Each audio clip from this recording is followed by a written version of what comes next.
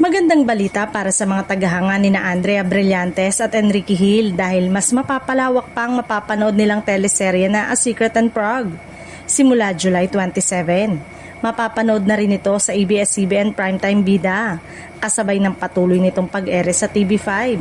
Kasabay ng naturang pagbabago, ililipat ang A Secret and Prague sa 9:30 PM time slot sa TV5 Todo Max Primetime 5. Ito na ang magiging ikatlong programa sa primetime lineup ng network simula sa nasabing petsa.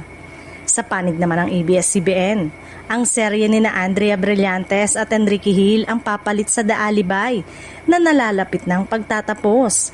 Sa kasalukuyang 9:30 PM time slot ng The Alibay, ang siya ring magiging bagong time slot ng A Secret and Prague.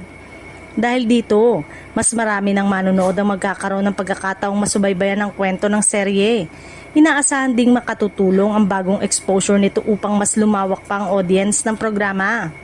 Naging positibo ang reaksyon ng maraming fans sa balitang ito, lalo na ang mga matagal nang sumusubaybay kina Andrea Brillantes at Enrique Hill.